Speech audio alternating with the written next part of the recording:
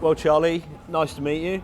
And we're here at the bike shed in Shoreditch with the RAF Regular Reserve Kawasaki bike. And firstly, I just want to say what an amazing place it is here. And can you tell me a bit about it? It's the first time we've ever been here. Well, yeah, I mean, the bike shed was something that I've been, for years, when I did Long Way Round, Ewan and I were in the middle of Russia, in the middle of nowhere, and we had to stop in this place to do a bit of welding on the subframes of our bikes, and we stopped off in this place called Cafe Diesel. It was a garage by day, and at night time it was this amazing nightclub with this restaurant and bar, and the motorbikes were there, and it was all quite interesting. And it was always sort of stuck in our mind, and we're always trying to get something off the ground. And for years we tried, and then I teamed up with a guy called Nicholas Cowell, who's Simon Cowell's brother, and then he stumbled across Dutch, who ran the bike shed exhibitions, which were these motorcycle bike shows in Tobacco Dock, and really cool place. And we both looked at me and thought, this is exactly what we want to do. We needed someone who was going to spearhead this whole project, and Dutch was the guy along with Vicky. So we got in contact with them. They said, "Yep, we'll do it."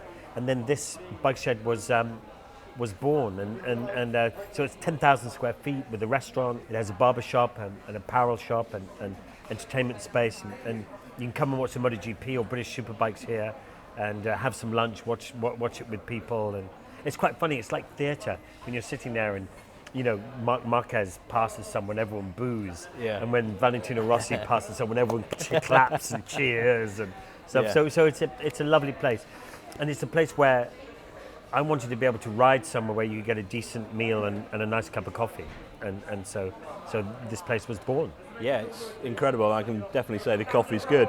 Just touching on some of your adventures as such, you know, you have an amazing sense of adventure, incredible, somewhat heroic, some of the challenges that you've done on a motorcycle, and I suppose just a bit of an understanding really of what the inspiration and the drive to, and the creativity, I suppose, where does it come from to do those type of events? Well, I suppose I started off, my father's a film director, and he directed films like Deliverance, Excalibur, and Hope and Glory, and Emerald Forest, lots of big movies in the 60s, 70s, 80s, and 90s.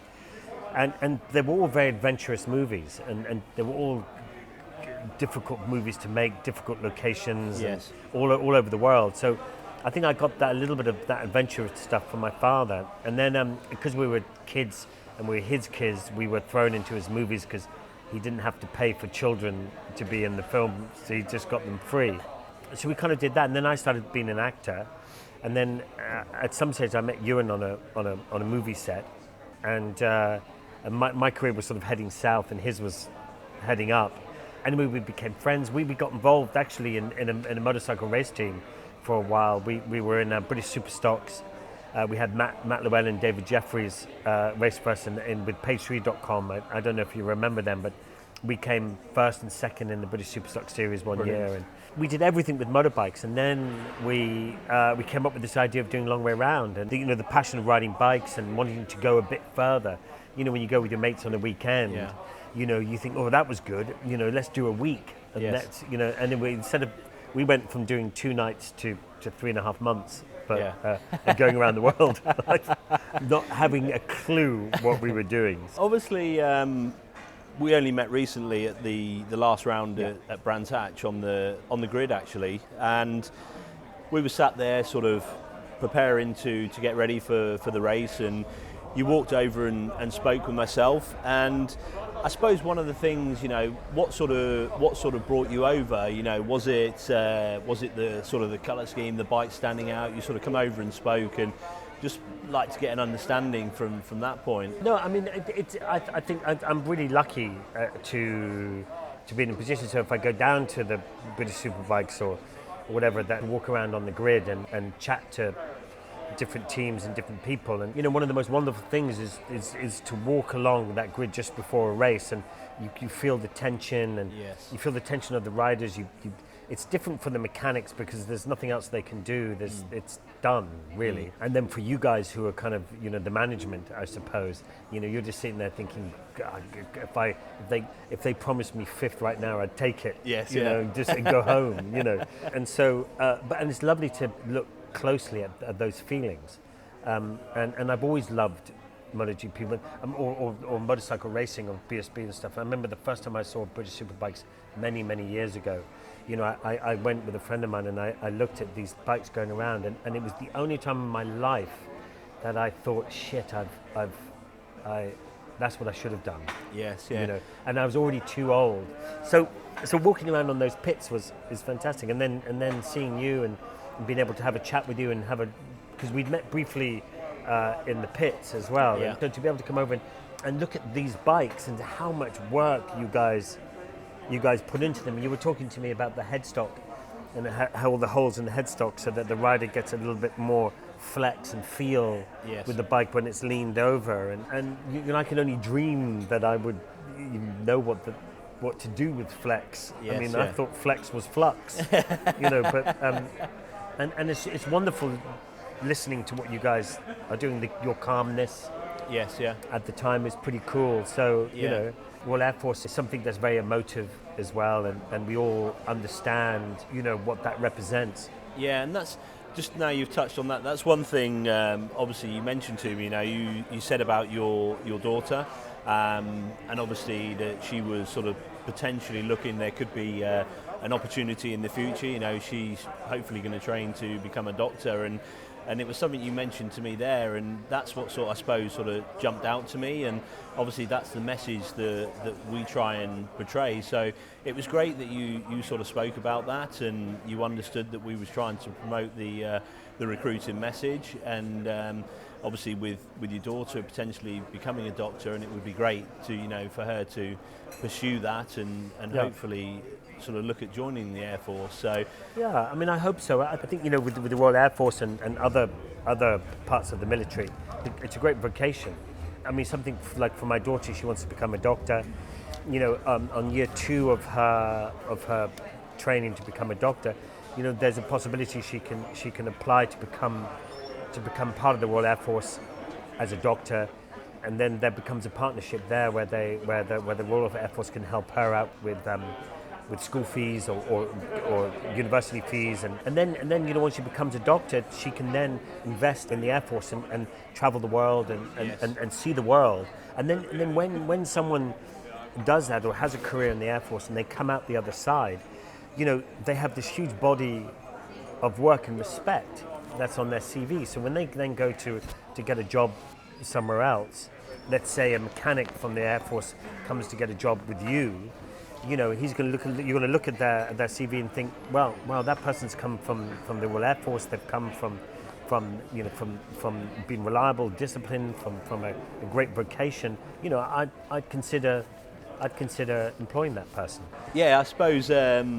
Does your daughter have the same sort of adventurous background as what you do? Because for sure, a career in the Air Force, if she has, would be amazing. Getting to, like you say, travel the world, see what we do, the other side of the Air Force. It would be a great opportunity.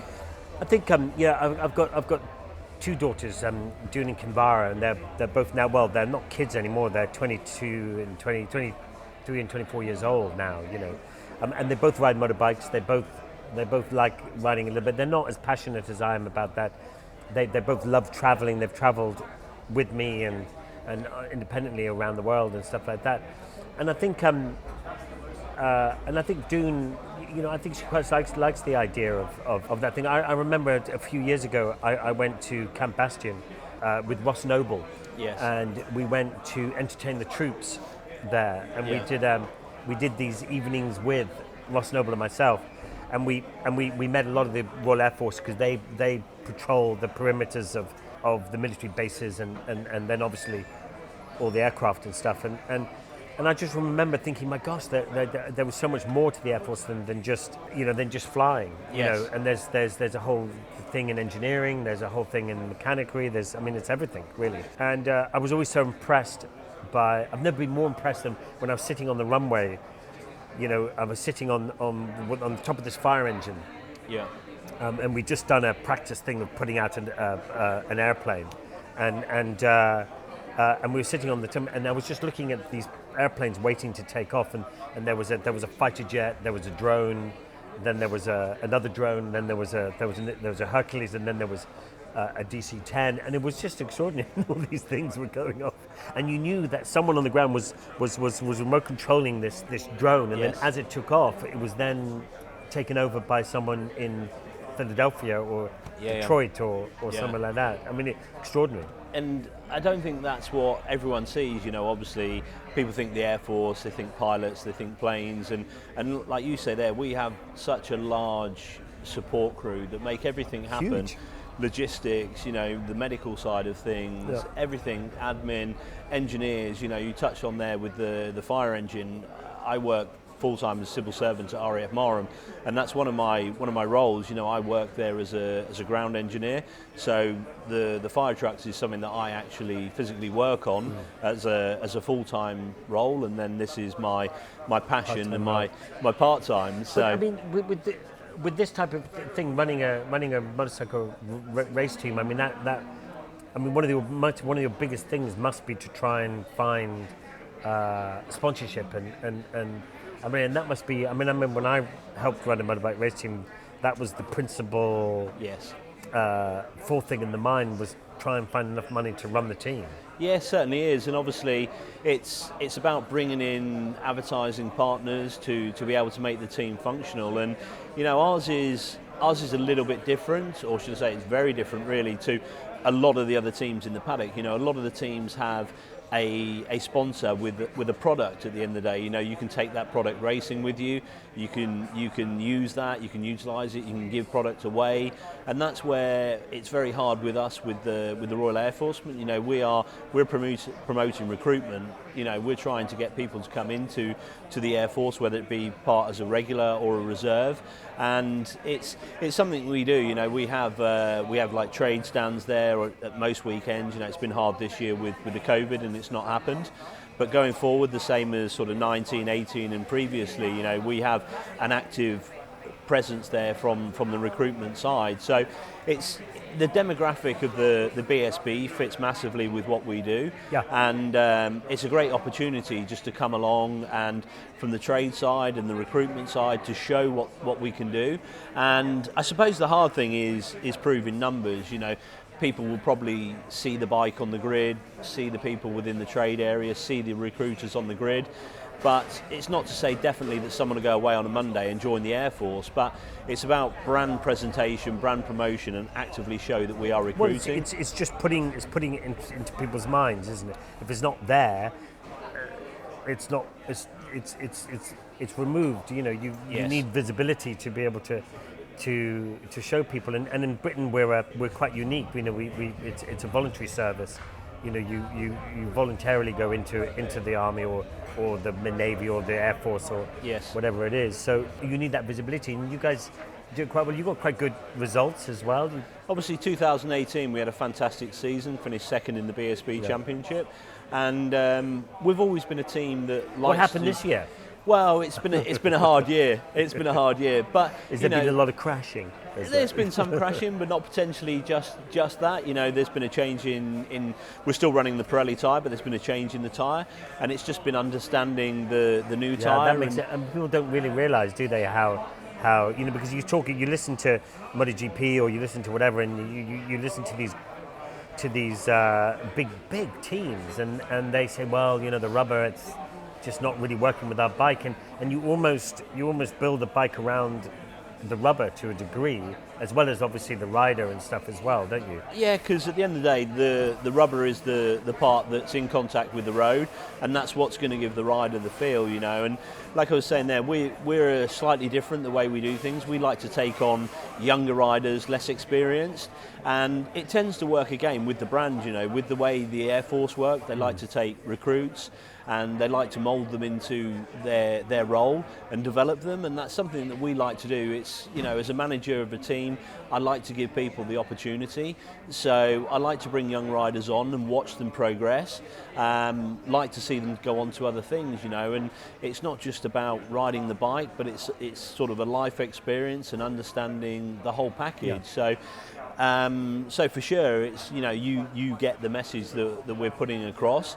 and it's something, like you say, having the presence in the BSB and doing what we do with the live television coverage, the print media, everything else. It's a brand that's something that I'm passionate about, and we also do a lot of other events. You know, when COVID isn't around, we'll do air shows and various other things, town events. So we're always out there actively promoting the Air Force. So it's a pretty bike.